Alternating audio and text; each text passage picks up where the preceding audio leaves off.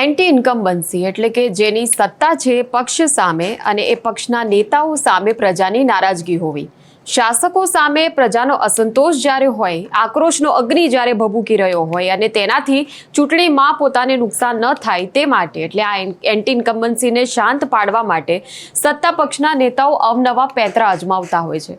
આપણે જોયું કે સ્થાનિક સ્વરાજની ચૂંટણીમાં આ વખતે ભાજપના નેતાઓ પ્રચાર માટે જ્યાં પણ જઈ રહ્યા છે ત્યાં તરત લોકોના ગુસ્સાનો ભોગ તેઓ બની રહ્યા છે અને આ ભડકેલા લોકોને શાંત પાડવા ભાજપે હવે બજારમાં એક નવી સ્કીમ જાણે લોન્ચ કરી છે, નોટ આપીને વોટ ખરીદો। એટલે આ વિડીયોમાં વાત કરીશું દાહોદના એ વિડીયોની કે જ્યાં પોતાની પત્ની કે જે ભાજપ તરફથી ઉમેદવાર છે તેને જિલ્લા પંચાયતની ચૂંટણી જીતાડવા પતિએ કઈ રીતે નાણાંની કોથળી ખુલ્લી મૂકી દીધી। નમસ્કાર, નિર્ભય ન્યૂઝમાં આપની સાથે હું મયુરી।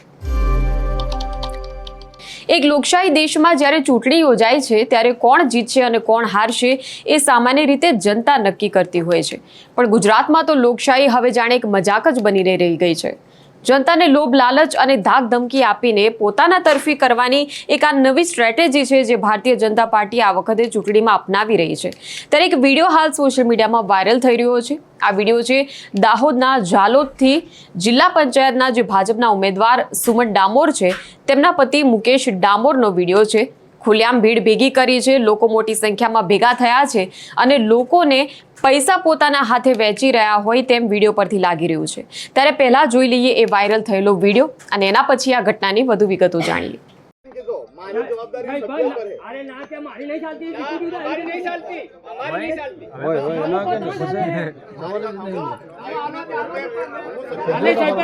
अरे हमारा गाम में आवीने फळिया फळियाम देखो के काका काम थायलुं है पंचायत नु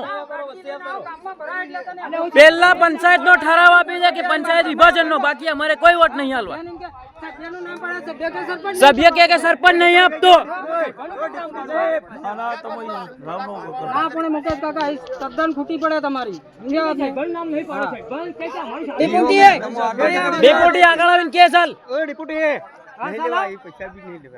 ए पैसा हमरा कोई हाथ नहीं लगाता, अपना डिप्यूटेंट के देवा दो एक बार पैसे ले जो सुबह ना के ए दे सुबह ओ दे सुबह डिप्यूटेंट दो पैसे ले जो पैसा बरोबर पैसा ले जो आपणे पंचायत નું વિભાજન ચૂકે पैसा लो पैसा काढ दे अजू दा मणियानो प्रश्न अर्धो बाकी रे जातलो हां पैसा लो पैसा नहीं लेवाना પૈસા આપણા વિભાજન ચૂકે पंचायत નું हमारे पंचायत નું विभाजन तो तालुका कोण મળે તો નહીં મળે આંધો पैसा हाल लो पैसा लो આપણે पंचायत નું વિભાજન જોઈએ। विभाजन करे અમને વિભાજન આપી દો એટલે તમને વોટ મળેગા। ना ना 15 फाइनल ले टिकट पर सही करेलो ना दो बार लखियाला मन लेटर पे लखाड़ो जो સોશિયલ મીડિયાના જમાનામાં કંઈ જ છુપાયેલું રહેતું નથી। જેવો આ વિડીયો સોશિયલ મીડિયામાં વાયરલ થયો કે તરત જ હોબાળો મચ્યો। હવે આ સમગ્ર મામલે મુકેશ ડામોર કે જે ભાજપના નેતા છે તેમણે ખુલાસો કરવો પડ્યો, પોતાનો એક વિડીયો જાહેર કરવો પડ્યો।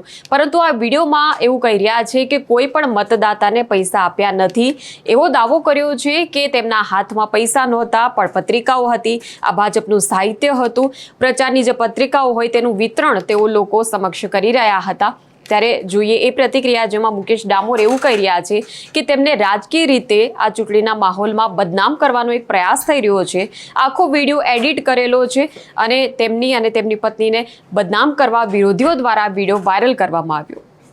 નમસ્કાર, અમે દાવડિયા 12ના જિલ્લા સભ્ય તરીકે મારી ઘરથી સુમનભાઈ મુકેશભાઈ ડામોરને ઉમેદવારી ભાજપ તરફથી મેન્ડેટ આપવામાં આવ્યું છે અને આજે અમે ગેસવાઈ ગ્રામ પંચાયત છે ત્યાં અમે પ્રસારના ભાગરૂપે ગયા હતા અને મેં એક ફેસબુક ઉપર અને સોશિયલ મીડિયાથી એક વિડીયો દેખ્યો છે। એ વિડીયોની અંદર ક્યાંક એડિટ કરવામાં આવ્યું એવું લાગે છે। અમને એવું બદનામ કરવામાં આવે છે કે અમારે ભાજપને અને સાથે અમને ઉમેદવારને એવો બદનામ કરવામાં આવે છે કે આ લોકો પૈસા આપ્યા। અમે કોઈ પૈસા નથી આપ્યા। અમે અમારી સાહિત્ય અને અમારું જે પત્રિકા છે એ અમે અમારા ભાઈઓને આપતા હતા, એ ના પડ્યું એટલે સીધા અમે અમારી બહેનોને અમે પત્રિકા આપીએ છીએ અને એ લોકોને પંચાયત વિભાજનનો પ્રશ્ન હતો। અમે કીધું ભાઈ તમને ઠરાવ કરી આપીશું પણ ખરેખર ગ્રામ પંચાયત ગેસવા જ છે, વિભાજન તો મગાનીસર કરી શકે। એટલે એમને જે કંઈ રજૂઆત હતી એ ખોટી હતી અને અમને સોશિયલ મીડિયાથી ખરેખર બદનામ કરવામાં આવે છે। તો તમે બંને વિડીયો જોયા. પહેલા વાયરલ થયેલો એ વિડીયો કે જેમાં મુકેશભાઈ જે છે એ પોતાના હાથે પૈસા પણ વહેંચી રહ્યા છે. પછી મુકેશભાઈનો વિડીયો જેમાં એ એવું કહી રહ્યા છે કે એ તો પૈસા નહોતા, એ પત્રિકાઓ હતી. તો મુકેશભાઈને એક જ સવાલ પૂછવાનો છે કે જો પૈસા નથી પણ પત્રિકાઓ છે તો પછી આ વિડીયોમાં પૈસાને હાથ ડાળતા નહીં, આ તમારા પૈસા પાછા લઈ જાઓ, આવું કોણ બોલી રહ્યું છે? જો તમને એવું લાગતું હોય કે તમને બદનામ કરવાની કોઈ સાજિશ છે, કોઈ ષડયંત્ર છે, તો પછી શા માટે હજુ સુધી કોઈ પોલીસ ફરિયાદ નથી કરી? આ વિડીયોમાં જ્યારે મુકેશભાઈના હાથમાં જે પૈસાના બંડલો દેખાય છે, જો મુકેશભાઈ એવું કહે છે કે એડિટ થયેલો વિડીયો છે, તો શું એ પૈસા AI દ્વારા ગોઠવાયેલા છે?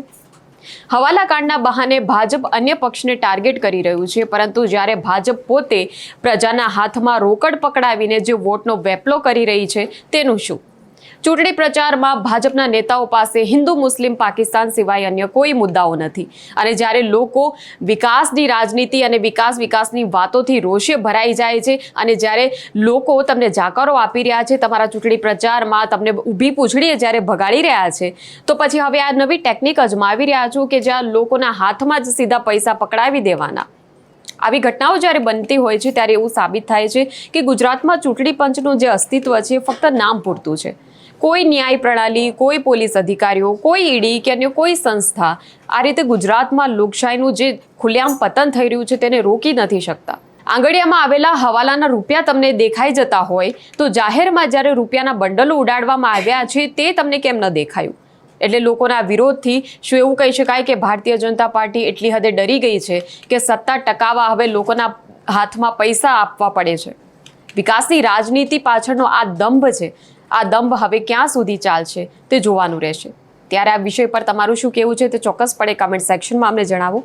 અને આવા જ વિડીયો માટે જોતા રહો નિર્ભય ન્યૂઝ. અમારી ચેનલને લાઇક, શેર અને સબસ્ક્રાઇબ કરવાનું ભૂલશો નહીં. નમસ્કાર.